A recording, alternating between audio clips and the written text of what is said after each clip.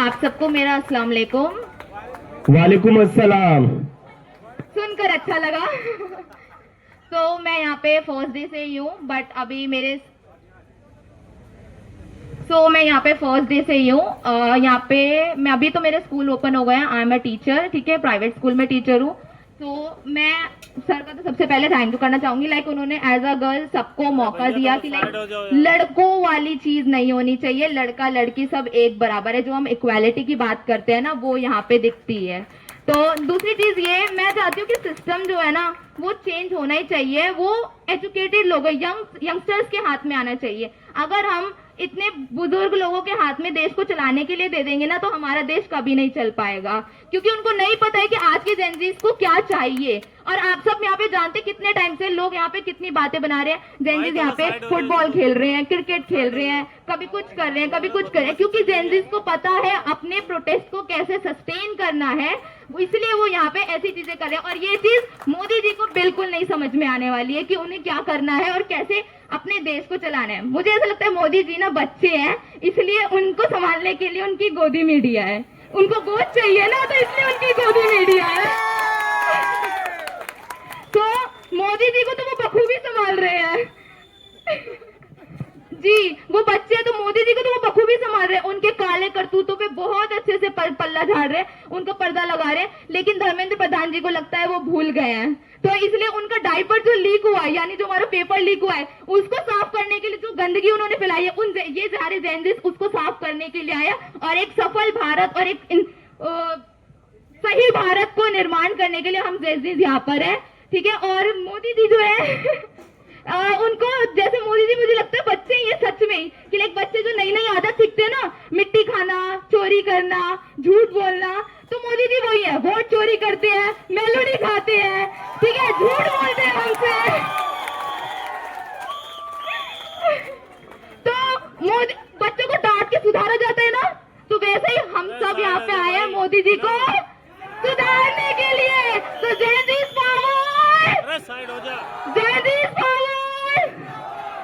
शुक्रिया शुक्रिया शुक्रिया। थोड़ा साइड हो जाओ भैया, तुम ही सारे लगे पड़े हो यार। तो तो मेरा भी मतलब मेरा आज फर्स्ट डे है। मुझे पढ़ाई छोड़े तो काफ़ी साल हो गए, लेकिन एक गंभीर मुद्दा है, मुझे लगा कि ज़रूरी है आना। मैं डायरेक्टली उस इम्पैक्ट नहीं हूँ, तो भी समर्थन के लिए ज़रूरी है आना।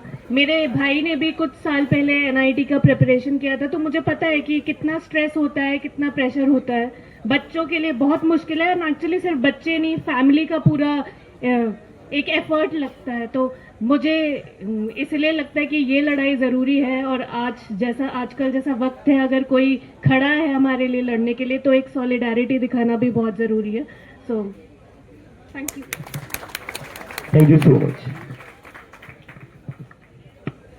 हेलो, नमस्ते सभी को। मैं एक छोटा सा वाकया सुनाना चाहूँगी। मैं भी उत्तर प्रदेश से हूँ। मैंने एक छोटे से शहर से पढ़ाई करी है। हालांकि मैंने सरकारी स्कूल में पढ़ाई नहीं करी है, बट मैंने उन बच्चों के साथ ट्यूशन पढ़ा है जो मेरे से कहीं ज़्यादा अच्छे थे पढ़ने में, और अगर उन्हें शायद सही मौके मिलते तो वो काफ़ी आगे तक जाते। पर आज जब मैं घर वापस जाती हूँ, मैं अपने आसपास देखती हूँ, मुझे वो बच्चे जहाँ उन्हें होना चाहिए था, मैं उन्हें वहाँ नहीं देखती हूँ। उन्हें मेरे से कंधा मिला के क्या मुझसे आगे होना चाहिए था, और वो वहाँ नहीं है।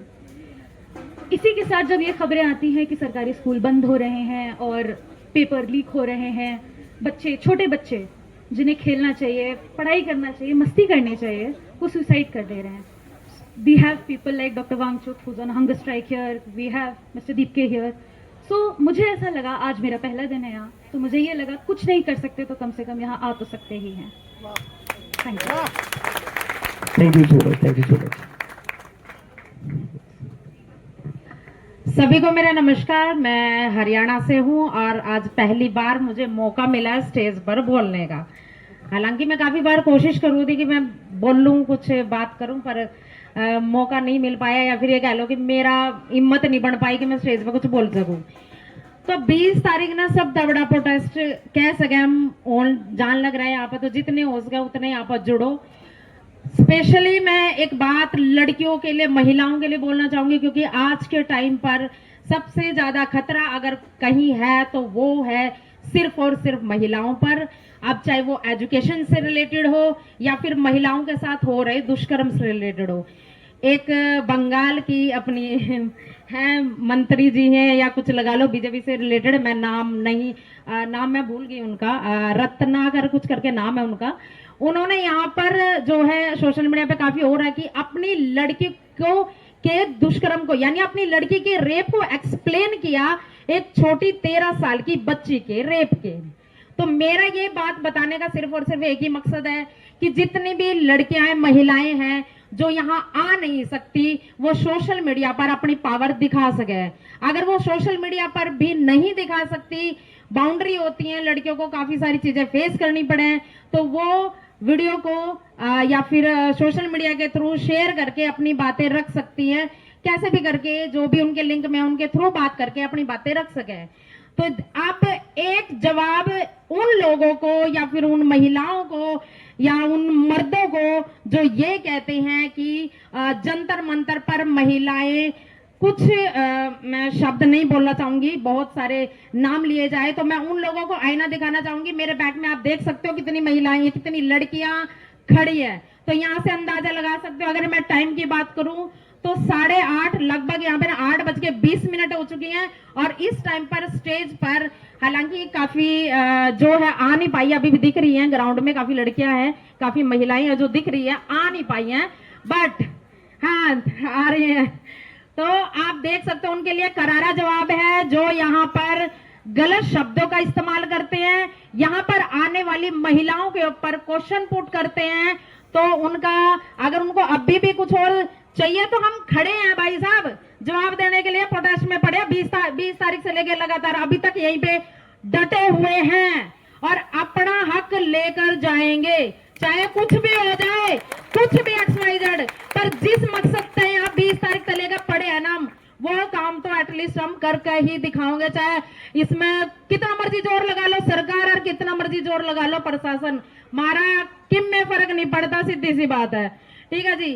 और दूसरी बात मैं कहना चाहूंगी, राघव चड्ढा का मैंने लेटेस्ट एक पोस्ट देखा, हम यहाँ मांग रहे हैं इस्तीफा धर्मेंद्र प्रधान तय और राघव चड्ढा जिसको एक टाइम पे गरीबों का मसीहा कहा जाता था, और आज वही राघव चड्ढा पोस्ट घेर रहा है और ये बोल रहा है कि जो ये पेपर लीक हो रहा है इससे जो है स्टूडेंट को एक पावर मिल रही है, उनको एक टाइम मिल रहा है अपने आप को और ज्यादा प्रिपेयर करने का।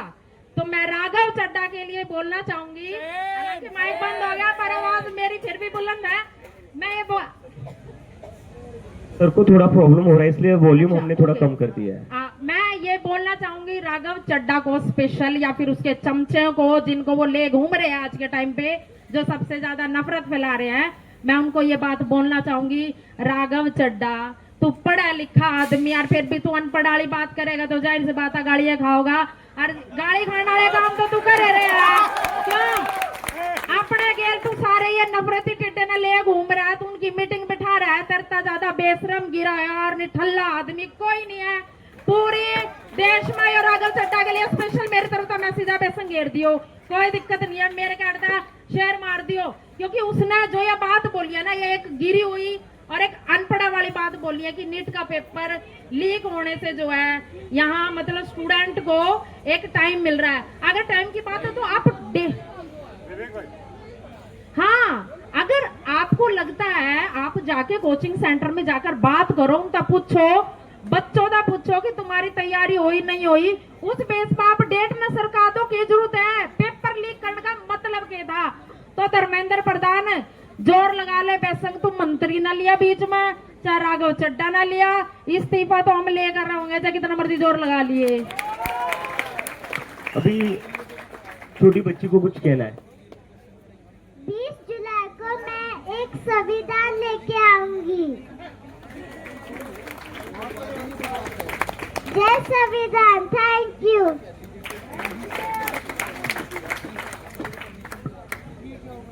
हेलो हेलो एवरीवन, मेरा नाम अनुष्का है और मैं भी 10th स्टैंडर्ड में पढ़ती हूँ। और इन्होंने हमें इकोनॉमिक्स के रूप में ये सिखाया है कि हेल्थ, एजुकेशन, इन सब में इन्वेस्ट करेंगे तो कंट्री जो है डेवलप होगी। लेकिन इनको खुद को एजुकेशन में इन्वेस्ट करना नहीं आ रहा है। ये तो गलत बात है ना। हमें सिखा रहे हैं लेकिन खुद इम्प्लाई नहीं कर रहे हैं वो नॉलेज। इन्होंने नहीं पढ़ा कि ये सब 9th या 10th क्लास में। मैं अपने ग्रुप वालों को, जितने भी हमारे भाई वगैरह जितने भी अनशन में बैठे हैं, पहली बात है मैं उनके लिए दुआ करती हूँ, उनको हिम्मत, ताकत है, बरकत है, परिवार है। और जितने भी लोग आए हैं उनके परिवार के लिए भी दुआ करती हूँ। मैं एक ट्रांसजेंडर हूँ और जितने भी लोग आए हैं, कुछ मैंने सुनने को बोला कि मुझे डर लगता है, मेरे माँ बाप है, मुझे ऐसा मत सोचो। हम एक है, इस टाइम इंकलाब जिंदाबाद।